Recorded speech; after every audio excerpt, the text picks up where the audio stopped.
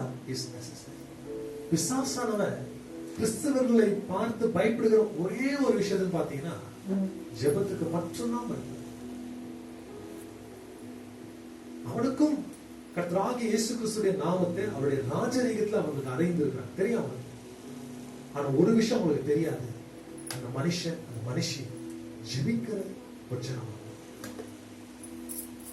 எவ்வளவு பெரிய சபையாக இருந்தாலும் ஜெபம் இல்லைன்னு சொன்னீங்கன்னா அந்த சபை ஒரு வேஸ்டான சபை. நான் எப்போதுமே சொல்லுவேன், ஜெபிக்காத மனுஷன் பாவத்துல மூழ்கி இருக்கிற ஒரு மனுஷன். உங்களுடைய வாயை ஆண்டவருக்கு முன்பாக உதாரணத்துக்கு நமக்கு ரொம்ப பிரியமானவர்கள் ஏதோ ஒரு விஷயத்துல இருக்கிறாங்கன்னு சொல்லும் போது நம்முடைய ஜெபத்தை நம்ம எப்படி செய்வோம்? இன்னைக்குதான் கடைசி அவங்களுக்கு அப்படின்னு சொல்லும்போது எப்படி ஜெபிப்போம்? அப்பா ஸ்தோத்திரம் எல்லாத்துக்கும் ஆண்டவர் நீங்க பார்த்துட்டே அப்படி ஜெபிப்போம் இல்ல, அதுக்குள்ள ஒரு ஊக்கத்தை கொண்டு வரும். இல்ல ஆண்டவர் நீங்க செய்தே ஆகணும் ஆண்டவர், அதுதான் சோ பிரேயர் வந்துட்டு நாம் கற்றுக் கொடுக்க முடியாது. ஜெபம் பண்றது நீங்க தான் கொண்டு வரணும். வார்த்தைகளால அல்ல, இருதயத்தின் தியானமாக மாறணும். என்னங்க வார்த்தைகளால அல்ல. போன வாரம் கூட கேட்டாங்க இல்லைங்களா? பரிசேயர்கள் என்ன செய்யறாங்க? வீதிகளோட அவர்கள் என்ன செய்யறாங்க? எல்லாரும் மெச்சிக்கொள்ளும்படியாக பிரார்த்தனை செய்கிறார்கள். அவர்கள் அந்த பலனை அவர்கள் அடைந்தார்கள் என்று அவருடைய மனசு.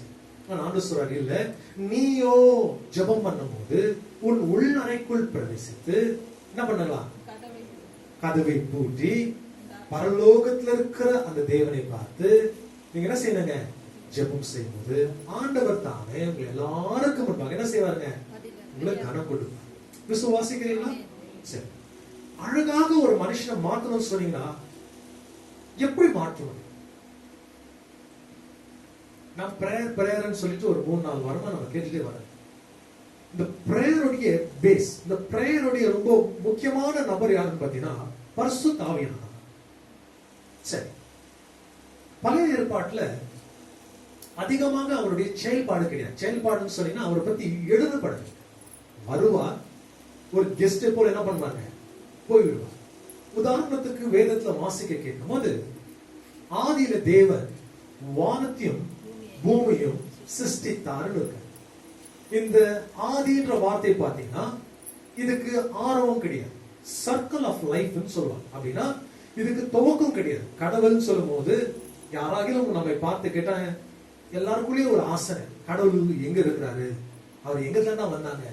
இப்படிப்பட்ட சில கேள்விகளுக்கு நாம் நம்மளுடைய புரிந்து கொள்கிற தன்மை என்னவா இருக்குன்னு பாத்தீங்கன்னா, அவருக்கு ஆரம்பம் கிடையாது.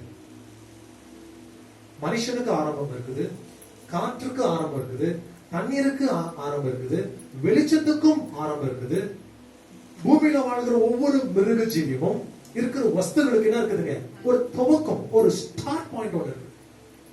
ஆனா கடவுள்னு சொல்லும்போது, காட்னு சொல்லும்போது அவருக்கு என்ன இல்லைன்னு பாத்தீங்கன்னா ஒரு துவக்கம், ஆரம்பம் கிடையாது. அவர் இருக்கிறவனமாக இருக்கிறாரு, அவர் இருந்தவனமாகவே இருக்கிறாரு, இருக்க போகிறவனமாகவும் என்ன இருக்கிறாரு. சோ அவருடைய ஃபார்ம், அவரை ஏதாவது ஒரு ரூபத்துக்குள்ள கொண்டு வரணும்னு சொன்னீங்கன்னா முடியாத ஒரு விஷயம். His existence itself is different. அவருடைய ஆரம்பமே ஒரு வித்தியாசம். அதுதான் எபிரேயர்ல என்னவாக எழுதியிருக்காங்க பாத்தீங்கன்னா, ஆதியிலே அப்படின்ற வார்த்தை, in the beginning God என்ற வார்த்தை பாத்தீங்கன்னா எல்லோஹிம் சொல்ற வார்த்தை முதல் முறையாக எபிரேயர் வார்த்தை பயன்படுத்தி இருக்கிறார். எல்லோஹிம் சொல்லும் போது சிருஷ்டி கர்த்தர்னு போய் எழுதப்பட்டது. என்ன வார்த்தைங்க? சிருஷ்டி கர்த்தர். அப்படின்னா அவர் சிருஷ்டிக்கிறார், ஆனா அவரை யாரும் சிருஷ்டிக்கப்படவில்லை. உங்களுக்கு புரிஞ்சுச்சா? எனக்கு தெரியல. அவர் மற்றவர்களை என்ன பண்ணிருக்கிறாருங்க? சிருஷ்டித்திருக்கிறார், ஆனா அவரை யாரும் என்ன பண்ணலீங்க? சிருஷ்டிக்கவில்லை. சோ உங்களோட மைண்ட்ல இதுதான் எடுத்துக்கணும். அவருக்கு அப்பா அம்மா இருக்கிறாங்க, ஆயா தாத்தா இருக்கிறாங்க, அதெல்லாம் எனக்கு தெரியாது. அவருடைய சுபாவம், குணாதிசயம் என்னன்னு பாத்தீங்கன்னா, அவருடைய ஸ்டார்டிங் பாயிண்ட் பாத்தீங்கன்னா இஸ் பை ஹிம்செல்ஃப். அவராகவே அவர் இருக்கிறார். மோசே ஒரு இடத்துல கேட்கிறார், உங்களை பத்தி நான் ஏதாவது சொல்லணும், யார் என்ன அனுப்பி இருக்கிறான்னு சொல்லும்போது, இருக்கிறவராகவே நான் இருக்கிறேன், ஐ ஆம் என்ற வார்த்தை, நானே என்ற வார்த்தை கொண்டு வர. அதுக்கு பிறகுதான் காலகட்டத்தின் தோர்வாயில வந்துட்டு யெகோவா என்ற வார்த்தை கொண்டு வருகிறார். யெகோவா என்ற வார்த்தை பார்த்தீங்கன்னா வந்துட்டு யாஹூவே அப்படின்ற வார்த்தை கொண்டு வருகிறார். இந்த வார்த்தைலாம் வேதத்தில் இருக்கிற வார்த்தை. யாஹுவே, எகோவா, எகோவா ஈரே என்ற வார்த்தை நம்ம பயன்படுத்துகிற பாருங்க. எகோவா ஈரே என்னதுங்க? என் தேவைகளை எல்லாவற்றையும் நீங்க என்ன பண்றீங்க? பார்த்துக் கொள்கிறீர்கள். விசுவாசிக்கிறவங்க. சோ இந்த தேவன் திருத்துவை தேவனாக இருக்கிறார். Twin God. 3 தேவன் சொல்வது காட்டணும். 3 ஒன்றாக கலந்து இருக்கிறார். இப்போ உதாரணத்துக்கு ஆவி, ஆத்மா, சரீரம். இப்போ நீங்க 3 பகுதியாக இருந்தாலும் இந்த 3 என்ன இருக்குதுங்க? ஒரே கோட்டோட ஒரே செயலாக இருக்கிறீங்க. ஒரு நாளைக்கு ஒரு நாள் இந்த உள்ளான மனுஷன் இந்த வெளியான மனுஷனை விட்டுட்டு போயிடுவான். இந்த உள்ளான மனுஷன் இந்த வெளியாக இருக்கிற இந்த தோல், இந்த சரீரத்தை விட்டு விட்டு அவன் என்ன பண்ணிடுவாங்க? போயிடுவான். அதுதான் காலம் ஆயிட்டாங்க, செத்து போயிட்டாங்க. எங்க போயிட்டாங்களா? போன இடம் அட்ரஸ் தெரியாது. ஆனா என்ன சொல்றோம்? செத்துட்டாங்க, செத்து போயிட்டாங்க. சோ அது போனோம்னா உண்மையான மனுஷன். உண்மையான மனுஷன் ஆவின்றான். Spirit, good spirit, bad spirit அப்படின்றாங்க பாருங்க. நல்ல ஆவிங்க, இது கெட்ட ஆவின்றாங்க. இந்த நல்ல ஆவின்ற வார்த்தை தான் பரிசுத்த ஆவியானன்றோம். நாம மரித்த பிறகு, தேவ பிள்ளைங்க மரித்த பிறகு பூமியில அலைஞ்சி திரிஞ்சி சுத்தமான நான் எத்தனோ பேய்களை ஓட்டி இருக்கிறேன். பட் இது வரைக்கும் வந்துட்டு காலம் ஆயிட்டவர்கள் அப்படின்னா தேவன் கிறிஸ்துவுக்குள் காலமானவர்கள் திருப்பி வந்து இன்னொரு மனுஷன் பிடிச்சிட்டு இன்னும் 10 வருஷம் வாழணும் பாஸ்டர் சொல்லுங்க. அப்ப யார் தான் போறாங்க? அவருடைய நாளுக்கு முன்பாக, அவருடைய நேரத்துக்கு முன்பாக, அவரே தன்னுடைய வாழ்க்கையை அவர்கள் மிருத்திக்குள் கொண்டு போகும்போது அந்த ஆத்மாவுக்கு ஒரு சரீரம் தேவைப்படுகிறது. அந்த சரீரத்தை நோக்கி போகிறார். ஆனா கடவுளுக்குள்ள மறைத்தவர்கள் அவனுடைய ஆராதனை, இறுதி ஆராதனை, நன்றி ஆராதனை செலுத்திட்ட பிறகு அந்த ஆத்மா எங்க போதும்? கடவுளுடைய சமூகத்துக்கே போய். வேதம் சொல்றது, நீ மண்ணினால் எடுக்கப்பட்டதுனால இந்த சரீரம் எங்க போதுங்க? மண்ணுக்கு மண்ணாக, புழுதிக்கு புழுதியாக, சாம்பலுக்கு சாம்பலாக நாம் என்ன செய்யறங்க? ஒப்பு கொடுக்கிறோம். அடிமை ஒப்பு கொடுக்கிறோம். இந்த சரீரம். ஆனா உள்ளான மனுஷன் எங்க போயிடுறாங்க? தேவன் தந்த இடத்துக்கே போயிடுறாங்க. விசுவாசிக்கிறவங்க. சோ இந்த ஸ்பிரிட் போது தேவனுக்குள்ள, கர்த்தருக்குள்ள இருக்கிறவங்க அழிஞ்சு தெரியமா. சிலருங்க விபத்துல இறந்துட்டு இருப்பாங்க. சிலர் தன்னுடைய லைஃப் அவங்களே பறிச்சு கொண்டு இருப்பாங்க. அவங்கதான் அவங்களுடைய நாட்களுக்கு முன்பாக இங்கே சுத்திட்டு இருப்பாங்க. இது லெகியோன் பிசாச கர்த்தராகிய இயேசு கிறிஸ்துவானவர் கதாரியா என்ற தேசத்துல அவர் போயிருக்கிற நேரத்துல அந்த இடத்துல வந்துட்டு பிசாசுக்கும் இயேசு கிறிஸ்துவானுக்கும் ஒரு சம்பாஷணம் நடக்குது. அந்த சம்பாஷணத்தின் வேலையில கர்த்தராகிய இயேசு கிறிஸ்து என்ன செய்கிறார் பாத்தீங்கன்னா, அந்த மனுஷன் வந்துட்டு ஒரு பைத்தியக்கார மனுஷன். அவனை என்ன செய்யறான் பாத்தீங்கன்னா, அநேக நேரத்துல சங்கிலியில போட்டு வச்சிருப்பாங்க, குகையில இருப்பாங்க. வெறும் வந்துட்டு அவனுடைய வேலையே வந்துட்டு அவனுடைய இங்கதான் சுத்திட்டு இருப்பான். அந்த மாதிரி அந்த பட்டணத்தை, அந்த தேசத்தை போய் ஒரு மனுஷன் ஆண்டவர் சுகமாக்குறார். அப்ப ஆண்டவராகிய இயேசு கிறிஸ்து என்ன செய்கிறார் பாத்தீங்கன்னா, அந்த மனிதனை பார்த்து ஒரு கேள்வியை கேட்கிறார். நீ யாரு? நாங்க லேகியோன்றான். லேகியோன் சொல்லும் போது கிரேக்க வார்த்தை 6000 பேர் என்றுதான் லேகியோன்ற வார்த்தை, லீஜியன் என்ற வார்த்தை. 100க்கு அதிபதினு சொல்லுவது 100 பேருக்கு ஒரு அதிபதி, அதுவும் கிரேக்க வார்த்தை. இது லேகியோன் சொல்லும்போது 6000 பேருக்கு என்னதுங்க? 6000 பேர் என்றுதான் லேகியோன், லீஜன் அப்படின்ற ஒரு வார்த்தை. அந்த ஆங்கிலேயில அப்படிதான் எழுதப்பட்டிருக்கு. அப்ப அந்த பேய் ஒரு சம்பாஷணத்தை கொண்டு வர, எங்களுடைய நேரம் இன்னும் வரல, எங்களை நீங்க என்ன பண்ணாதீங்க, ஆக்கணிக்குள் தள்ளாதீங்க. அதுங்களே ஒரு விஷயத்தை கொண்டு வருது. இந்த பன்றிங்க இருக்குது, இந்த பன்றிங்க மத்தியில எங்களை என்ன பண்ணிடுங்க, துரத்தி விட்டுருங்க அப்படின்னு சொல்லுது அந்த வார்த்தை சம்பாஷணம். பாருங்க, தேடுதுங்க, ஆகிலம் எங்களுக்கு வேணும். It occupies. அப்ப அந்த இடத்துல ஆண்டவராகிய இயேசு கிறிஸ்து அந்த மனுஷனை சுகமாக்குறார். எல்லா இடத்துலயும் ஆண்டவர் சொல்றாரு சுகமாக்குற நேரத்துல சிலர் பின்பற்றி வருகிறார். ஆனா கர்த்தராகிய இயேசு கிறிஸ்து தாமே அந்த மனுஷனை சுகமாக்கி அந்த மனுஷனை அந்த பட்டணத்திலேயே இருக்கும்படியாக, சாட்சியாக இருக்கும்படியாக விட்டுட்டு வர. அந்த மனுஷன் சொல்ற, எசப்பா நாம பின்னாலேயே வரேன்றார். ஆண்டவர் சொன்னார், இல்ல நீ அங்கேயே இரு, நீ சாட்சியாக இருந்த, கல்லல் குகையில இருந்த, நீ பயங்கரமான ஒரு சூழல் மத்தியில இருந்த, சங்கிலில கட்டப்பட்டாங்க அந்த மனுஷன், சங்கிலெல்லாம் உடைச்சிட்டு போவான். ஆனா இப்போ ஏசப்பாக்காக சாட்சி. விசுவாசிக்கிறவங்க, விசுவாசிக்கிறீங்களா? சோ அது மூலியமா தெரிஞ்சுக்கொள்ள வேண்டிய ஒரு விஷயம் பாத்தீங்கன்னா, அவருடைய நேரம் வருகிற வரைக்கும் அவர்கள் எங்க இருப்பாங்க? எங்க இருப்பாங்க? இங்கதான் சுத்திட்டு. பட் அது ஒரு different topic.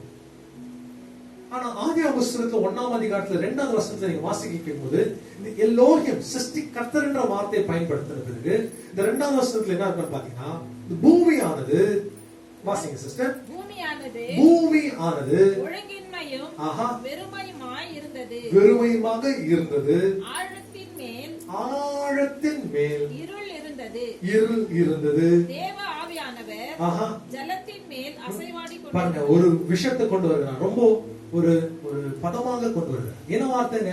The Spirit of God was moving over the waters.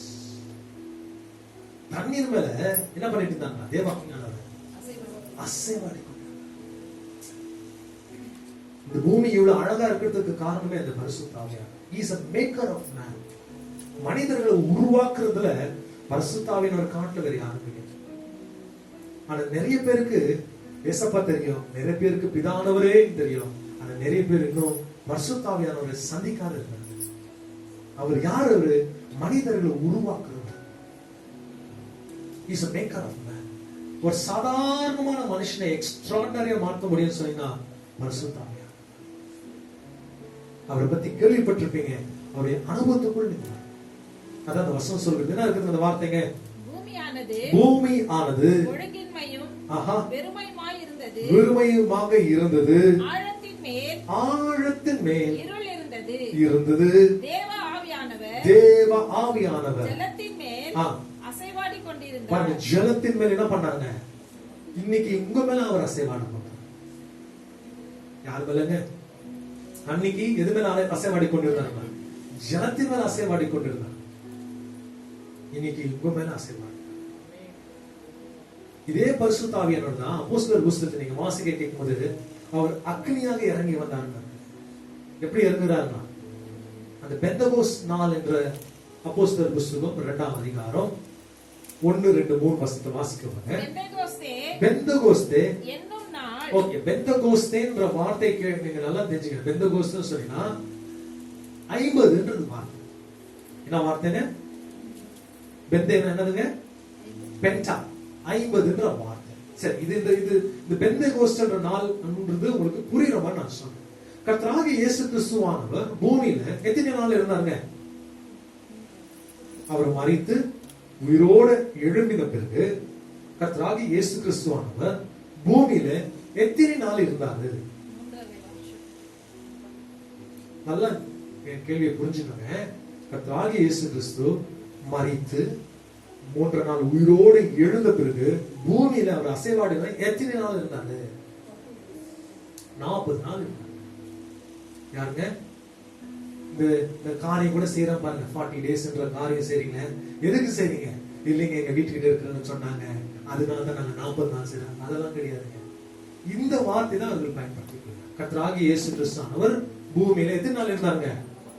40 நாள் இருந்தார். 40 டேஸ்.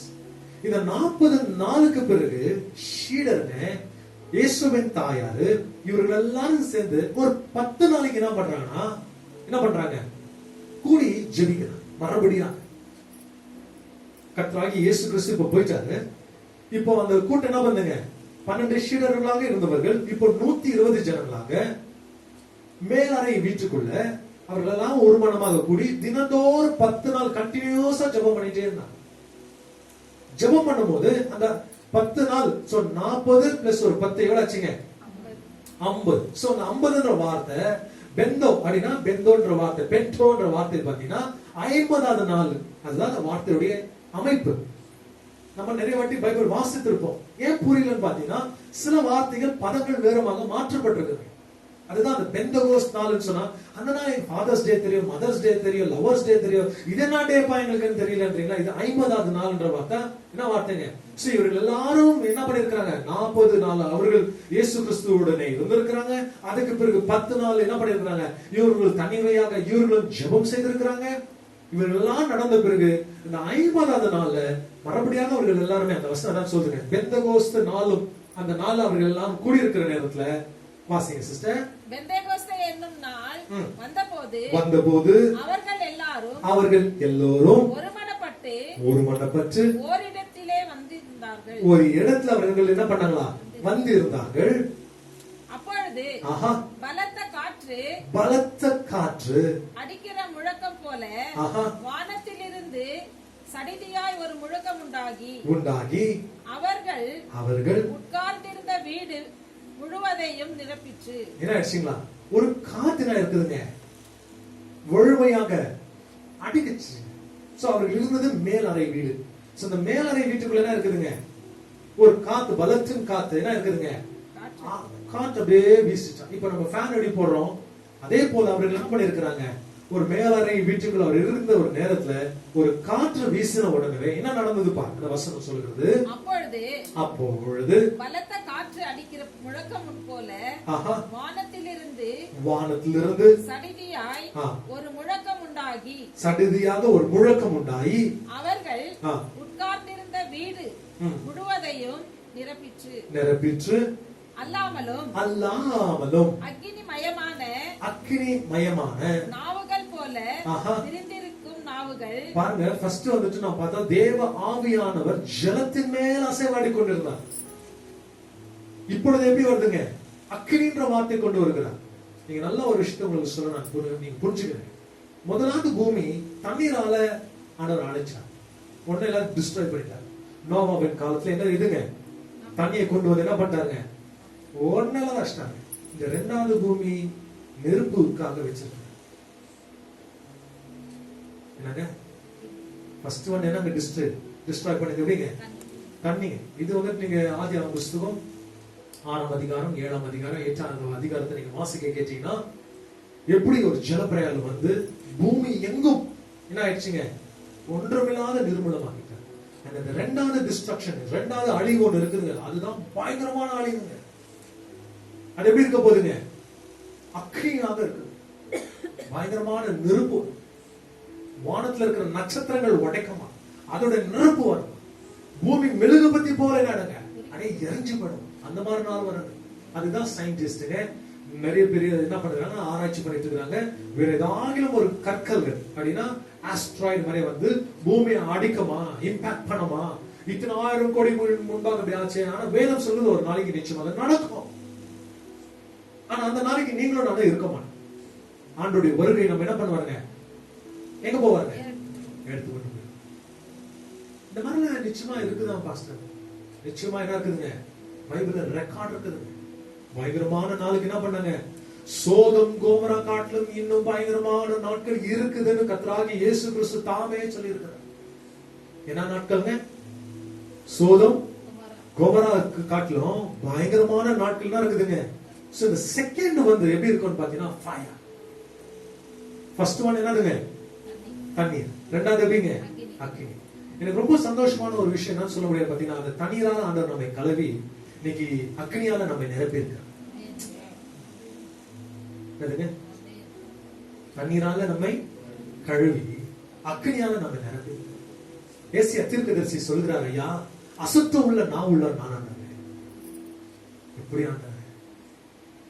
ஆண்டவருடைய வசனம் சொல்றது, அவருடைய சமூகத்துல இருந்து என்ன வந்தாங்க பாத்தீங்கன்னா கேருபுகள் வந்து அவருடைய நாக்கு மேல என்ன வைக்கிறாரு பாத்தீங்கன்னா, அந்த இரும்பு, அந்த கோல், சார்கோல் போல ஒரு இரும்பு தளத்தை வந்து வைக்கிறார்.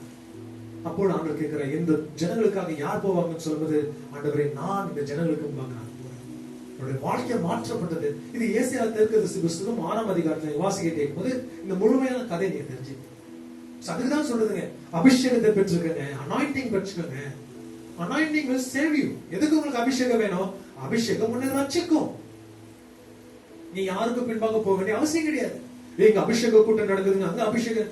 கர்த்தர் எந்த இடத்துலயும் கான்ட்ராக்ட் கொடுக்கலீங்க. ஜெபிக்கிற ஜனங்கள் எங்க இருந்தாலும் கர்த்தருடைய சமூகம் அங்க இருக்கும். நீ ஜெபிக்காத நாங்க போயிட்டு நானு பெற்றுட்டு வரேன்னு சொன்னீங்கன்னா அது ராங்கான கான்செப்ட். சோ எப்போதுமே உங்களுடைய மைண்ட்ல இது வச்சுக்கங்க, யூ ஹேவ் டு ப்ரே. கடவுளுடைய சமூகத்தை ஷார்ட்கட் எதுவுமே கிடையாது. when you have to pray, you have to pray. ஜெபிக்கணும்னா ஜெபிச்சுதான் ஆகணுங்க. அதுக்கு என்ன இல்லைங்க, கடவுளுடைய வழியில என்ன இல்லைங்க, குறுக்கு வழி எதுவுமே கிடையாது. அவரு எனக்கு அபிஷேகம் கொடுத்துட்டாருன்னா நான் நல்லா இருவேன். No no no no. உனக்காக அவர்கள் ஜெபிப்பார்கள். அதுக்கு பிறகு நீங்கள் ஜெபித்துதான் ஆகணுங்க. You have to pray.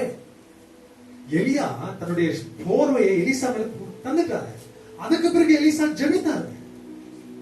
அந்த ஒண்ணு வச்சுட்டே சுத்திட்டு இல்லைங்க எலியாவுடைய அபிஷேகம் இருக்கு. No no no, it has to pray. அந்த ஜனங்க தான் செய்தா பெந்தகோஸ்து நாள் வர வரைக்கும் அவர்கள் ஜெபித்து கொண்டு ஒரு மனமாக ஜெபம் பண்ணிட்டே இருந்தாங்களா. அதுக்கு பிறகுதான் பேதுருடைய ஊழியம். 3ஆம் அதிகாரம் நீங்க வாசிக்க கேட்டீங்கன்னா பயங்கரமான ஊழியம்.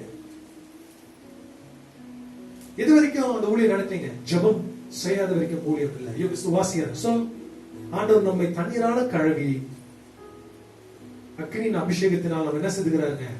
நம்ம நிரப்பணும். அதுதான் கேட்கிறேன். அப்பா என்ன நிரப்பும், அப்பா என் வாழ்க்கை நீங்க என்ன பண்ணுங்க? நிரப்பும். அபிஷேகத்தினால அனாயிண்டிங் இஸ் நெசசரி. இந்த அனாயிண்டிங் சொல்றது என்னங்க? இந்த எண்ணெய் ஊத்திட்டே இருக்கணும். அந்த அபிஷேகம், இந்த நெருப்புக்கு என்ன வேணுங்க? எண்ணெய் வேணுங்க. அந்த அபிஷேகத்தை ஊற்றிக்கொண்டே இருக்கணும். விசுவாசிக்கிறீங்களா?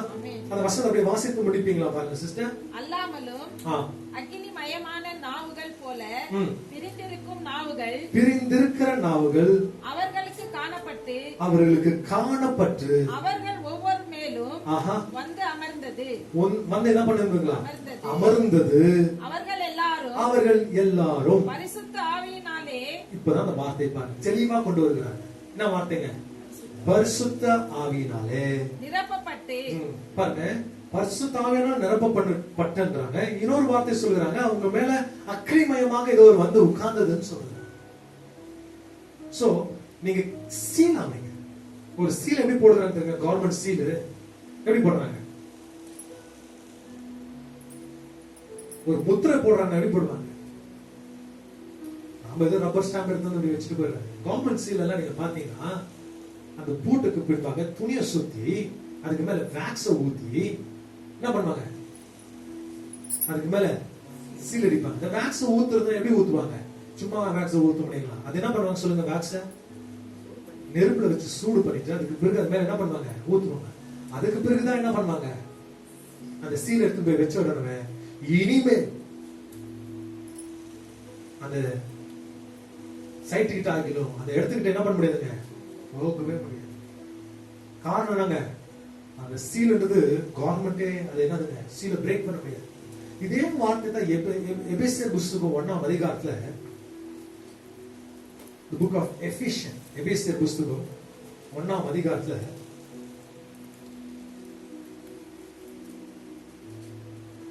13ஆம் வசனத்தை வாசிக்க கேட்பாங்க. நீங்களும் உங்கள் ரட்சிப்பின் சுவிசேஷமாகிய சத்திய வசனத்தை கேட்டு. சத்திய வசனத்தை பாருங்க. இப்பொழுது நீங்க என்ன கேட்டுக்கொண்டிருக்கிறீங்க? சத்திய வசனத்தை கேட்டு விசுவாசிகளான போது நாம் என்னவாயிட்டு? இப்போ தண்ணீரால கழுவப்பட்டு இப்ப ஆண்டவருக்கு நாம் என்னவா இருக்கிறாங்க? விசுவாசிகள். ஐயோ விசுவாசிகள் ஒரு ஆமென் சொல்லுங்க. நீங்க எல்லாரும் யாரா இருக்கிறீங்க? கர்த்தருடைய பார்வையில உலகத்தார் அல்ல, பின்மாற்றத்தின் ஆவி உள்ளவர்களாக அல்ல, நாம் ஆண்டவருக்கு மகன் விசுவாசிகளாக இருக்கிறோம். அதுதான் விசுவாசிக்கிறவங்க ஒரு ஆமீன்னு என்ன பண்ணுங்க? சொல்லுங்கன்றது. விசுவாசிக்கிறீங்களா இப்போ? ஆமென். அப்படியே வாசிங்க சகோதரனே. வசனத்தை கேட்டு விசுவாசிகளான போது வாக்குத்தத்தம் பண்ணப்பட்ட. இப்போ பாருங்க, இந்த வாக்கு பண்ணப்பட்ட பரிசுத்த ஆவியால் அவருக்குள் முத்திரை போட்டார். பரிசுத்த ஆவியானவர் நமக்கு என்ன செய்திருக்கிறாருங்க? ஒவ்வொருத்தரும் ஆண்டவர் முத்திரை போட்டிருக்காரு. சரி, உங்களுக்கு இன்னும் புரியுற மாதிரி கொண்டு போற. நாம் ஏன் ஸ்டிக்கர் வைக்கிறதுல, நாம் ஏன் இதுங்கெல்லாம் வைக்கிறதுலன்றதுக்கு காரணம் என்னன்னு பாத்தீங்கன்னா, நிறைய பேர் ஸ்டைலுக்கு வச்சுக்கிறாங்க. நாங்க பரவாயில்ல, நம்ம ஏன் நம்ம வைக்கிறது என்ன காரணம் பாத்தீங்கன்னா, ஒவ்வொருத்தரும் பரிசுத்த ஆவியானவரால இந்த தடைகளை ஆண்டவர் முத்திரை செய்திருக்கிறார். அந்த அடையாளத்தை வேற அடையாளத்தை போட்டு வைக்கணும் அவசியம் கிடையாது. உங்களுக்கு புரியுதுங்களா நான் சொல்றது? இந்த அடையாளத்தை காட்டிலும் வேற ஒரு அடையாளம் இல்ல. அதனாலதான் ஆவியானவருடைய அடையாளத்தை ஒருத்தர் பார்த்த உடனே அவங்க கிறிஸ்டியன்ன்றது கையெடுத்து நம்ம ஏன் கும்பிடுறோம் பாத்தீங்கன்னா, அவங்க மேல போடப்பட்டிருக்க அந்த முத்திரை ரொம்ப பவர்ஃபுல். அதுதான் பிசாசு ராஜ்யமே உங்களை பார்க்கும்போது பயப்படுறாங்க. நீங்க நார்மலா போயிட்டு இருக்கிறீங்க, வெறும் கையோட போறீங்க, ஒண்ணு மேல உலகத்துல இருக்கிற எல்லாம் போட்டு எல்லாம் ரொம்ப டிசைனா இருப்பாங்க. ஆனா உங்களை பார்க்கும்போது பிசாசு ராஜ்யத்துக்குள்ள ஒரு பயம் இருக்குது. பயம் இருக்குது. காரணம் சொல்லுங்க? பரிசுத்த ஆவியானவருடைய முத்திரை உங்க மேல இருக்குது. நீங்க ஆண்டோடைய சொத்தா மாறிட்டீங்க. அந்த பூட்டுக்கு எப்படி ஒரு வெள்ளை துணி போடுறாங்க, அதே போல ஆண்டவர் நமக்கு ரட்சிப்பின் வஸ்திரத்தை தந்திருக்கிறார். விசுவாசன்ற சாவி தான் அந்த பூட்டை திறக்க முடியும். அந்த வேக்ஸ்ன்றது இயேசுவுடைய ரத்தம். இல்லைங்களா? நான் ஒரு பவர்ஃபுல் பாருங்க. நம்முடைய வேக்ஸ்ன்றது இயேசுவோட ரத்தம், விலையேறப்பட்ட ரத்தம். ஆண்டவர் சொல்ற உன்னை என்னுடைய விலையேறப்பட்ட ரத்தத்தினால் நான் உன்னை மீட்டு எடுத்திருக்கிறேன். இப்பொழுது ஆண்டவருடைய வசனம் சொல்றது, நான் உன்னை எடுத்து வாக்குத்தத்தம் செய்திருக்கிறேன், நீ பரிசுத்த ஆவியானுடைய முத்திரத்தை நீ அடைவாய். அந்த வசனத்தை மறுபடியாக அழுத்தமாக வாசிப்போம் பாருங்க. நீங்களும் உங்கள் ரட்சிப்பின் சுவிசேஷமாகிய சத்திய வசனத்தை கேட்டு விசுவாசிகளான போது வாக்குத்தத்தம் பண்ணப்பட்ட பரிசுத்த ஆவியால் அவருக்குள் முத்திரை போடப்பட்ட அவருக்குள் நம்ம என்ன பண்ணிருக்கிறோங்க. அதனால்தான் நமக்கு அடிஷனலா வேண்டாம். அவர் நம்ம முத்திரை கொடுத்துட்டு இருக்கிறாரு. இதுக்கு பிறகு எக்ஸ்ட்ரா நமக்கு எதுவுமே வேணாங்க. தப்புங்க, ஆனாங்க, பண்ணாதீங்க. உலகத்தாரை போல் நம்ம பண்ணாங்க. ஏன்னா ஆண்டவர் நம்ம பார்க்கும்போது என்ன இருக்குங்க, நமக்கு கண்ணுக்கு தெரியல, ஆனா தேவனுடைய ராஜ்யத்துக்கு தெரியும். நம்முடைய அடையாளம் யாருக்கு தெரியுங்க? யாருக்கு தெரியுங்க? கர்த்தருடைய ராஜ்யத்துக்கு தெரியும், கடவுளுக்கு தெரியும். நீங்க எல்லாருமே பரிசுத்த ஆவியானவருள்ள முத்திரை போடப்பட்டிருக்கிறீங்க.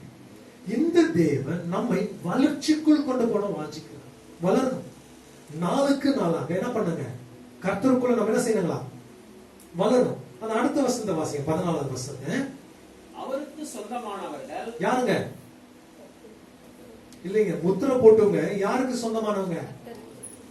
இப்ப புரிஞ்சிச்சுங்களா நீங்க யாருக்கு சொந்தம்ட்டு? நீங்க எந்த மனுஷனுக்கு சொந்தம் இல்லைங்க, நீங்க எல்லாருமே யாருக்கு சொந்தங்க? அவர் தாங்க. அவருக்கு நீங்கள் சொந்தமானவர். வாசிங்க. அவருக்கு சொந்தமானவர்கள் அவருடைய மகிமைக்கு புகழ்ச்சியாக மீட்கப்படுவார்கள். ஆமாங்க, ஆண்டவருடைய மகிமைக்காக ஆண்டவர்ல வச்சிருக்கிறார். அவருடைய புகழ்ச்சிக்காக ஆண்டவர்ல வச்சிருக்கிறார். நீங்களா யாரு? அவருடைய புகழ்ச்சிக்காக மீட்டெடுக்கப்பட்ட ஜனம். சாதாரணமானவங்க கிடையாதுங்க. கர்த்தர் தாமே ரொம்ப விசேஷமான ஞானத்தை அவர் செலவழித்திருக்கிறார். உங்களை மீட்டெடுக்கணும்னு சொல்லி ஒவ்வொரு ஸ்கெட்ச், ஒவ்வொரு பிளானிங் கடவுளுடைய பிளானிங். ஒரே ஒரு இடத்துல கூட மனுஷன் பிளானிங் இல்லைங்க. ஒரு இடத்துல சவுல் இல்லாண்டவரே, நாங்க பலியிடவனமாக இந்த ஆடு எடுத்துட்டு வந்துக்கிற, மாடு எடுத்துட்டு வந்துக்கிற ஆண்டவர் ரிஜெக்ட் பண்ணிடுறாங்க. மனுஷன் ரிஜெக்ட் பண்ணிடுறாங்க. கடவுளுடைய சித்தத்தை ஆண்டவர் சொல்றாரு, கீழ்ப்படிதலை காட்டிலும் பலி அவ்வளவு மேன்மையான்னு கேட்கிறார். சவுளுடைய ராஜாவுடைய அஸ்திபாரத்தை நேரத்துல ரொம்ப பவர்ஃபுல் டைம்லங்க சாமுவேல் தீர்க்கதரிசி சொல்றாரு, ஆண்டவர் உன்னை ராஜரீகத்தை தள்ளிட்டாரு. இன்னொரு ஆண்டவர் பெத்லேஹேம்ல இருந்து எழுப்ப போகிறாரு. அந்த மனுஷன் ஆடுக்கு பின்பாக தெரிஞ்சு கொண்டு இருக்கிறான். படிப்பு அறிவு இல்ல, எந்த அறிவு கிடையாது, ஆனா தேவ அறிவு இருக்குது. யோசித்து பாருங்க, என்ன மாதிரி ஒரு தேவ மனுஷன். ஆடுக்கு பின்பாக அழிந்து திருந்த தாவீது இஸ்ரவேலுக்கு அரசனாக மாற்றினார். ஐயோ, விசுவாசிக்கிறவன் என்ன தேவன் பாருங்க. சோ நீங்க கரெக்ஷன் பண்ண போக கூடாது. அதுதான் தாவீது ஆண்டவர் சொல்கிறாரு, நீ என் இருதயத்துக்கு நான் என்ன யோசிக்கிறேன்னு அதை நீ செய்யற. ஆனா சவுல் அப்படி செய்யல. அவர் என்ன பண்றாரு, பலியிடுறதுக்காக நான் ஆடு மாடுகள்லாம் பிடிச்சு எடுத்து வந்துருக்கிறேன். ஆண்டவரே உங்களுக்கு ஆண்டவரே பலி ஆண்டு சொல்றப்பா செய்ய கீழ்படிதல் தான் மேல, அதுக்கு பிறகுதான் பலிகள். அவர் செய்ததுல குற்றம் கிடையாது, ஆனா கடவுளுடைய பிளானே கரெக்ஷன் பண்ண யோசிக்கிறார் பாருங்க. தேவ சித்தத்தை நம்ம என்ன பண்ண கூடாதுங்க, நான் மாத்திரன்னு போக கூடாது. அதனால்தான் ராஜாவை தள்ளி ராஜாவிலே அவர் என்ன பண்றாங்க, ஸ்தாபிக்கிறார். விசுவாசிக்கிறவன் ஆண்டவர் ஒவ்வொரு வாட்டி சொல்றாரு, என் தாவீதை போல நீங்க யாருமே இல்லை. ஏன்னா அவர் இருதயத்துக்கு என்னவா இருந்தாருங்களா, ஏற்றவர். விசுவாசிக்கிறீங்களா? So don't change God plan. God பிளானுக்குள்ள நீங்க வந்து மாட்டிக்கங்க. ஆனா உங்க பிளான்ல என்ன பண்ணாதீங்க, காட் நீங்க வாங்க இதை முடிச்சு கொடுங்க என்ன பண்ணாதீங்க. நிறைய பேருடைய ஃபால்ட் என்னன்னு பாத்தீங்கன்னா, தன்னோட சுய ஜபத்தினால் கீழே விழுந்தாங்க தவிர தேவ சித்தத்தின் ஜபத்துல ஒரு மனுஷன் கீழே விழுந்து சரித்திரமே. ஜபிச்சு பாருங்க, ஆண்டவர் சித்தத்தை போல் ஜபிங்க. உமால என்று இது எது நடக்காத நம்ம இதான் நம்பி இருக்கிறாங்க. ரோமர் சொல்லுகிறாங்க, தேவன் நம் பட்சமாக இருந்தால் எனக்கு விரோதமாக நிற்பவன் 8ஆம் அதிகாரத்துல அந்த 31ஆம் வசனம் வாசிக்க இதுதான் இருக்கு. தேவன் நம் பட்சத்தில் இருக்கும்போது நமக்கு விரோதமாக செயல்படுகிறவன் யார்? அந்த வசனத்தை வாசித்து முடிச்சுக்கிறீங்களா பாருங்க. அவருக்கு சொந்தமானவர்கள் அவருடைய மகிமைக்கு புகழ்ச்சியாக மீட்கப்படுவார்கள் என்பதற்கு ஆவியானவர் நம்முடைய சுதந்திரத்தின் அச்சாரமாக இருக்கிறார். பாருங்க, ஆவியானவர் தாமே நம்முடைய சுதந்திரத்துக்கு அச்சாரமாக ஆணித்தரமாக இருக்கிறார். ஆமென், அல்லேலூயா. சோ நீங்க இன்னைக்கு இந்த இடத்துக்கு வந்திருக்கிறீங்கன்னா பரிசுத்த ஆவியானவர் உங்களுக்கு பேசியிருக்கிறார். நீங்க ஆக்சிடென்டலா நீங்க வரல, கடவுள் உங்களை இழுத்துட்டு வந்தார். ஆவியானவர் உங்க இருதயத்தில் பேசியிருக்கிறார். மகன் நான் உங்ககிட்ட பேசணும், கொஞ்சம் வா மகன் சர்ச்சை வா. எரேமியா தீர்க்கதரிசி ஆண்டவர் பேசினார், குயவன் வீட்டுக்கு வா, நான் உன் இடத்துல பேசணும்.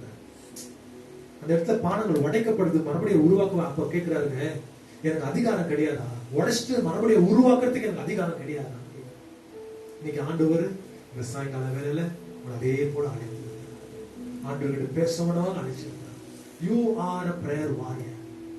உங்களுடைய அடையாளம், உங்களுடைய வாழ்க்கையின் ஒரு தத்துவம் நீங்க வச்சுக்கணும் சொன்னீங்கன்னா, ஆண்டவருக்கு முன்பாக நான் ஒரு பிரேயர் வாரியராக மாற்றேன், ஜெபிக்கிற ஒரு மனுஷனா மாற்றேன். உண்மையா சொல்றேன், ஜெபிக்கிற மனுஷனை ஆண்டவர் ஒரு நாளும் கீழே மாற்றார். நீதிமான் செய்கிற ஊக்கமான ஜெபம் பிணியால தேவனை கத்தின பண்ணாங்க ரட்சிக்க வல்லமை உள்ளவராக. ஜெபிப்போமா, கண்களை மூடுவோமா. Let's pray. ஆண்டவர் மனிதர்களை உருவாக்குறவர் நீங்க தான் ஆண்டவரே. உங்களுடைய சமூகத்துக்கு நாங்கள் மறுபடியாக ஓடி வருகிறோம். ஒவ்வொரு தேவ பிள்ளைகளுக்கும் ஆச்சரியம்.